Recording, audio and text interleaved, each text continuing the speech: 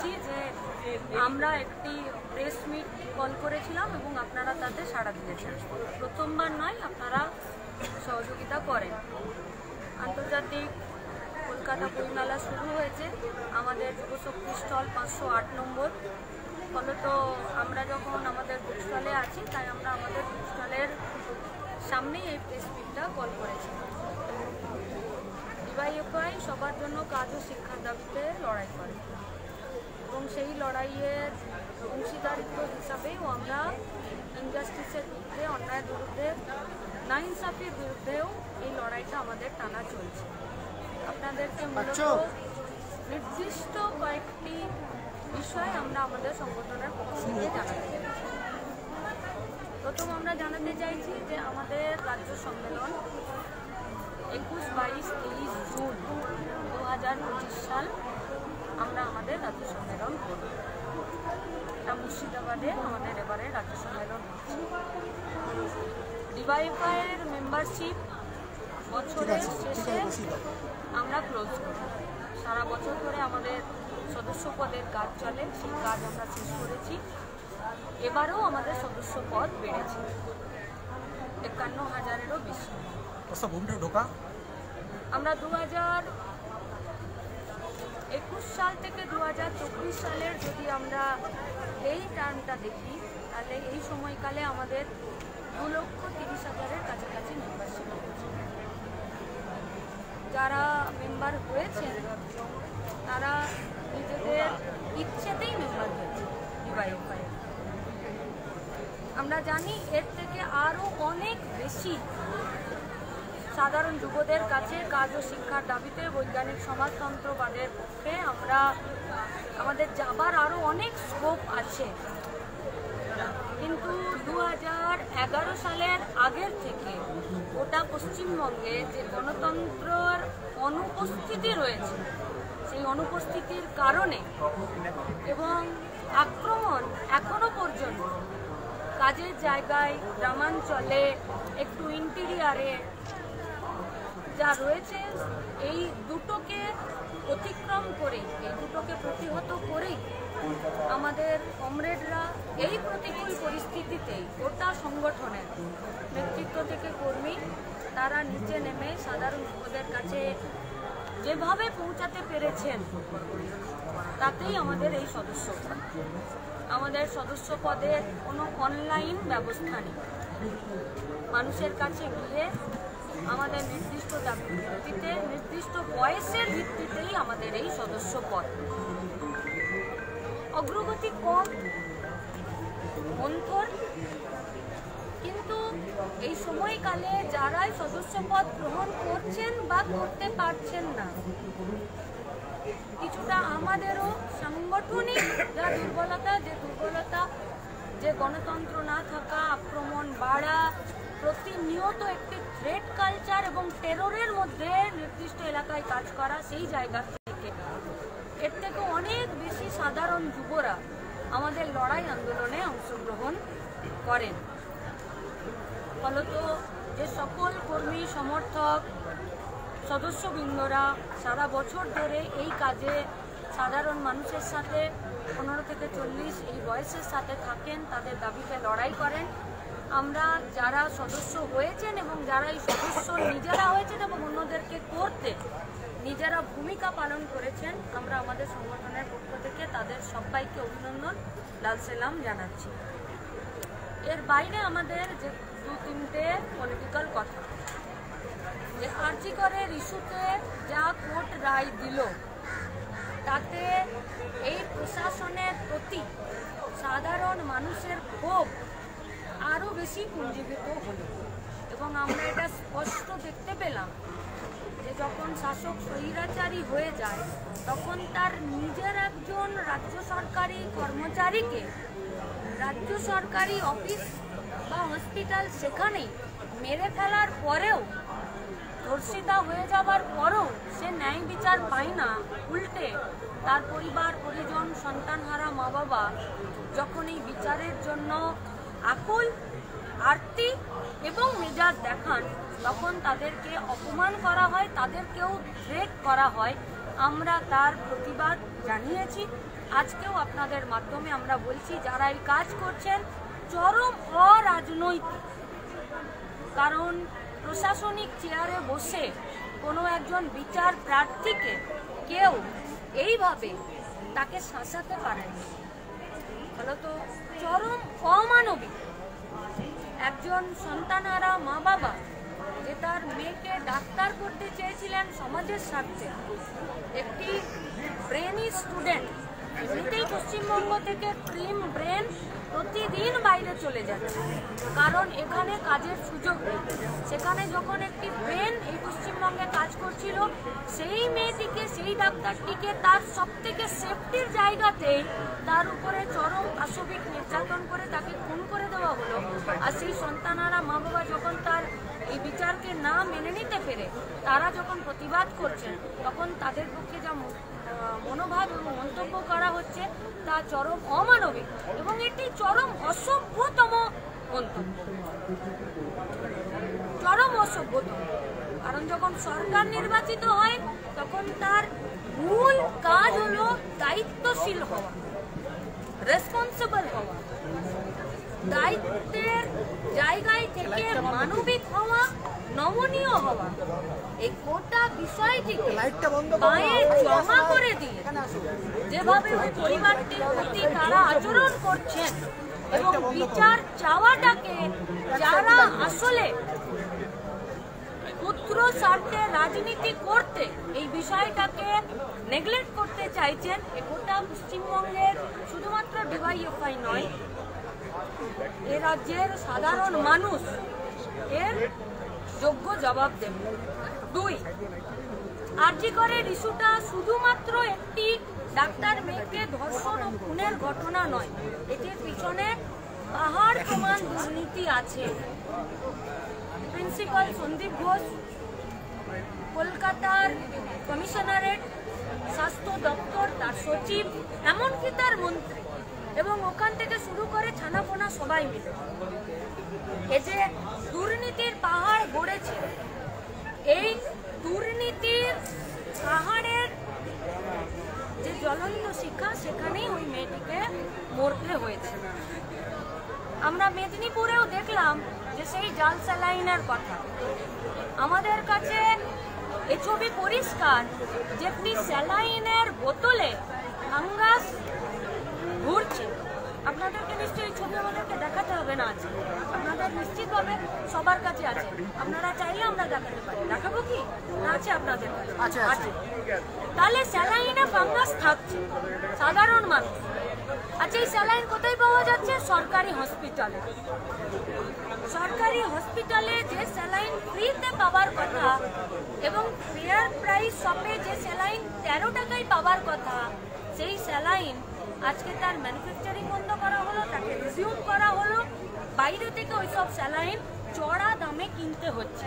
তাহলে 2 টাকার টিকিট কেটে যে গরিব মানুষ সরকারি স্বাস্থ্য পরিষেবার উপর নির্ভরশীল, সেখানে এই যে প্রত্যেক দিনের প্রয়োজনীয় ন্যূনতম যে ওষুধটি যার নাম স্যালাইন, তার জন্য যদি মানুষকে এত হয়রান হতে হয়, এর দায়িত্ব সরকারকে, স্বাস্থ্য দপ্তরকে নিতে হবে।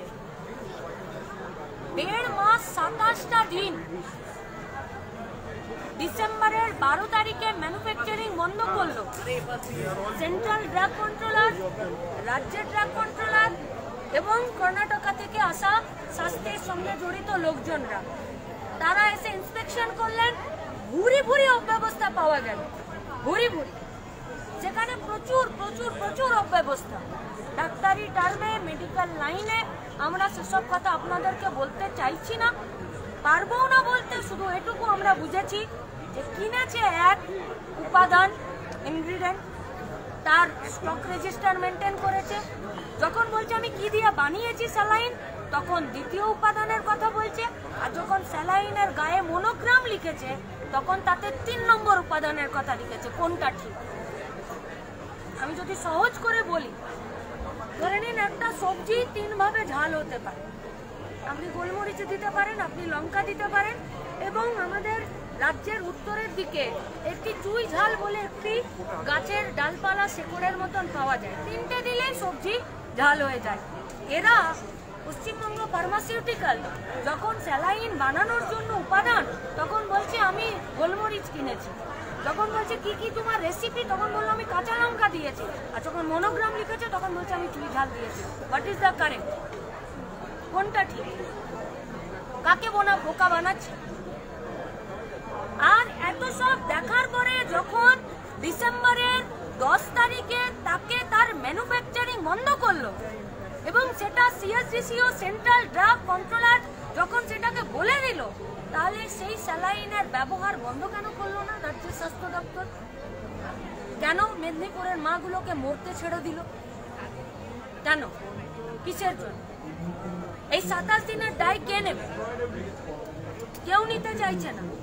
আচ্ছা, মেদিনীপুর থেকে কলকাতার রাস্তা ছিল 2 ঘন্টার, গ্রিন করিডোর করে আনা হলো। জলপাইগুড়ির মাটা কি পারলো আসতে? পারলো না। জলপাইগুড়ির মাটা মরে গেল জাল স্যালাইনের জন্য। মেটিয়াবুরুজের দর্জিরা 20 জন নিজেদের চোখের আলো হারিয়ে ফেললো, সেখানেও তো জাল স্যালাইন। তাহলে সরকার কি সব জায়গাতে নিজের হাত তুলে দেবে? আমরা গিয়েছিলাম সেন্ট্রাল ড্রাগের যে কন্ট্রোলার অফিস নিজাম প্যালেস, সেখানে ডেপুটি ছিলেন যিনি অফিসার, তিনি বললেন যে আমি কি করব বলো।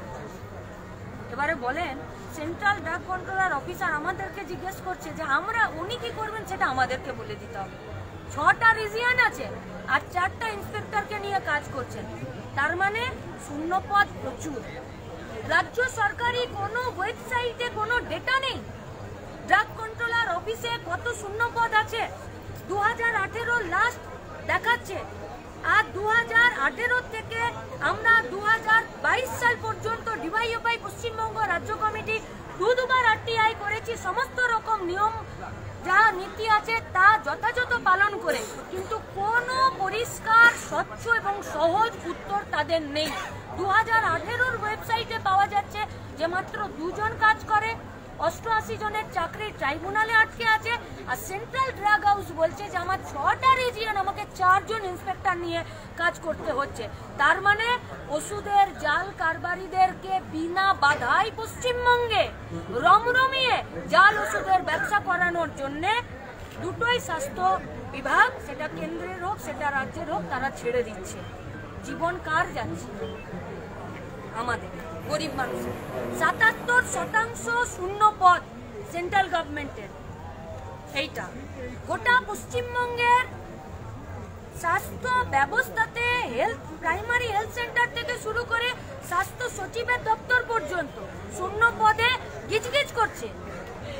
কোথাও স্থায়ী চাকরির জন্য সঠিক ক্রাইটেরিয়া মেনটেনে কোনো রিক্রুটমেন্ট নেই। আর তার থেকেও বড় বিষয় হলো আপনার কাছে কোনো ডেটা নেই, কোনো ডেটা নেই। কতজন চাকরি করতে চায়, কতজনের চাকরি হবার জায়গা আছে, কি ক্রাইটেরিয়ায় কত ভ্যাকেন্সি আছে, কিচ্ছু নেই। এরকম করে যাই হোক একটা রাজ্য চলতে পারে না। আমরা সেন্ট্রাল ড্রাগ হাউসে ডেপুটেশন দিয়েছি, সেই ডেপুটেশনে তারা আমাদেরকে যা বলছেন, আমরা বলেছিলাম যে আপনারা কোন কোন সংস্থা ইন্সপেকশন করলেন, কি পেলেন। কথা বলতে বলতে পশ্চিমবঙ্গ ফার্মাসিউটিক্যাল থেকে ফার্মা ইনফেকশন নাম বেরিয়ে গেল। তাহলে পশ্চিমবঙ্গ ফার্মাসিউটিক্যালকে রিজিউম করে ম্যানুফ্যাকচারিং বন্ধ করে যে ফার্মা ইম্পেক্স থেকে স্যালাইন ব্যবহার করতে দিলেন, কালকে বলছেন আমরা ওটারও ম্যানুফ্যাকচারিং বন্ধ করে দিলাম। প্রথমবার বোঝা গেল যে এরা রুটিন ইন্সপেকশন করে, রিপোর্ট আপলোড করে এবং খারাপ রিপোর্ট পেলে তবে আপলোড করে। 27টা মার্কেটিং কমপ্লেন এদের বিরুদ্ধে ছিল, 16টা এরা 14 আর 16টা মোট 16টা এরা স্যাম্পল ইন্সপেকশন করিয়েছে, আর 16টাকে গুড বুকে এরা রাইট চিহ্ন দিয়ে দিয়েছে। কি অথেন্টিকেশন আছে? বলছে এটা পাবলিক ডোমেনে দেওয়া যায় না। পাবলিকের জীবন পাবলিক ডোমেনে দেবেন না? আজকে পশ্চিমবঙ্গের বেশিরভাগ মানুষ সরকারি হসপিটাল থেকে বিতাড়িত হচ্ছে, প্রবঞ্চিত হচ্ছে, সেখানে হয়রানির শিকার হচ্ছে, এবং পশ্চিমবঙ্গের লক্ষ লক্ষ কোটি কোটি মানুষ প্রাইভেট হসপিটাল ডাক্তারদের উপরে নির্ভরশীল। ফলে যদি এটা শুধু সরকারি ডোমেনে থাকে, পাবলিকের জন্য না থাকে, তাহলে কোনো private nursing home, private clinic তারা আমাদেরকে কি স্যালাইন দিয়ে দেবে সেটা জানতে পারবো? তাহলে তো এটা গরিব মানুষের জীবন নিয়ে ছেলেখেলা করছে।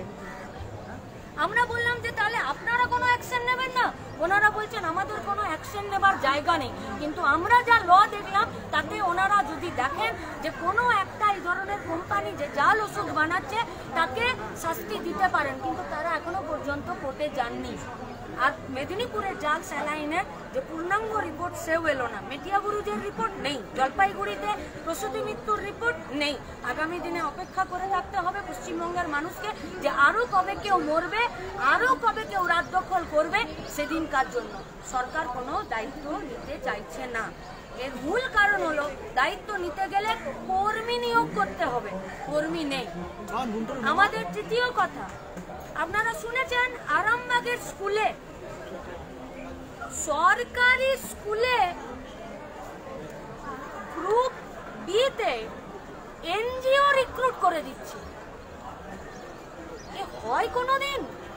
সরকারি স্কুলে তো এসএসসি নিয়োগ করবে, এসএসসির নিয়োগ আজকে হাইকোর্টে যেভাবে ঝুলছে তাতে যারা যোগ্য প্রার্থীরা তারা রাস্তায় দাঁড়িয়ে আছে।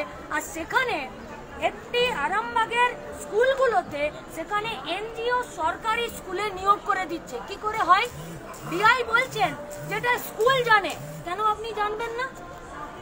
আপনার স্কুলে একটা এনজিও আপনার কর্মী রিক্রুট করে দেবে, আর তারা হচ্ছে টাকা পয়সা ঘুষ দিয়েছে। তার মানে কি গোটা পশ্চিমবঙ্গে বেকারদের যন্ত্রণা তীব্র। সেই যন্ত্রণা থেকে মানুষ যেখানে যা কাজের সুযোগ পাচ্ছে সেই কাজের সুযোগে তারা সেখানে নিজেদের নাম লেখাতে বাধ্য হচ্ছে।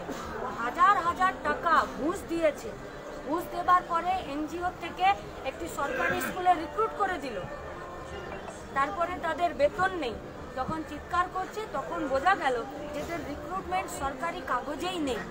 তাহলে সেই স্কুলের হসপিটাল, সেই স্কুলের হেডমাস্টার, সেই স্কুলের ম্যানেজিং কমিটি আজকে হুগলি ডিআই অফিসে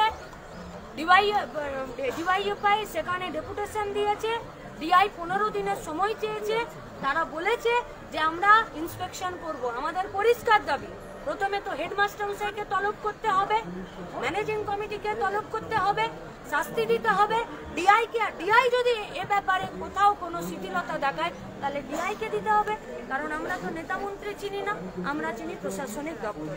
তাই গোটা পশ্চিমবঙ্গ, গোটা ভারতবর্ষের ক্ষেত্রে বেকারত্বের যা যন্ত্রণা, সেই যন্ত্রণার সুযোগ নিয়ে যারা চারিদিকে উঁকি ঝুঁকি এবং ঘুষ নেবার কাউন্টার খুলে রেখে দিয়েছে, সেই জায়গাতে গোটা পশ্চিমবঙ্গের বেকার যুবক যুবতীদেরকে বাঁচানোর জন্য এই লড়াই ডিওয়াইএফআই এর আরও চলবে। আগামী দিনে 28শে মার্চ বেকারি বিরোধী দিবস। 2025 সালের এই 28শে মার্চ ডিওয়াইএফআই আরও বামপন্থী সংগঠনগুলোকে সাথে নিয়ে, যুব সংগঠন, ছাত্র সংগঠনগুলোকে সাথে নিয়ে এ লড়াই আরও তীব্র করবে এবং একদম গ্রাসরুট থেকে শুরু করে রাজ্যের সর্বোচ্চ স্তর পর্যন্ত এই লড়াইয়ে থাকবে। আর এই লড়াইয়ে আপনারাও আমাদের সাথে থাকবেন মানুষের কাছে এই যন্ত্রণার কথা পৌঁছে দেওয়ার জন্য। সেই কতগুলো কথা আপনাদেরকে জানানোর জন্যই আমরা আপনাদেরকে ডেকেছি। আজকে নৈহাটিতে সেই মালদার কালিয়াচকের মতো একজন তৃণমূল কংগ্রেসের কর্মী তাকে গুলি করা হলো, লক্ষ্যভ্রষ্ট হলো, তাকে তাড়া করা হলো, ইট দিয়ে মাথা থেতলে তারপর গুলি করে খুন করা হলো। তৃণমূল বলছে বিজেপি, বিজেপি বলছে তৃণমূলের অন্তর। তার মানে নৃশংসতাটা শুধু আরজি করে রাস্তাতেও আছে। আর এই নৃশংসতা যেমন আরজি করে হাত তুলে দিল, যারা অন্যায়কারী, যারা চরমতম হিংসতার পরিচয় দিল, যখন সেখানে অপরাধীদেরকে বাঁচানো হয় তখন পশ্চিমবঙ্গের রাস্তাগুলো এইভাবেই হাইনাদের দখলেই চলে যায়। সেটা গোষ্ঠী কন্দল হোক, সেটা রাজনৈতিক কন্দল হোক, আসলে মরছে মানুষ।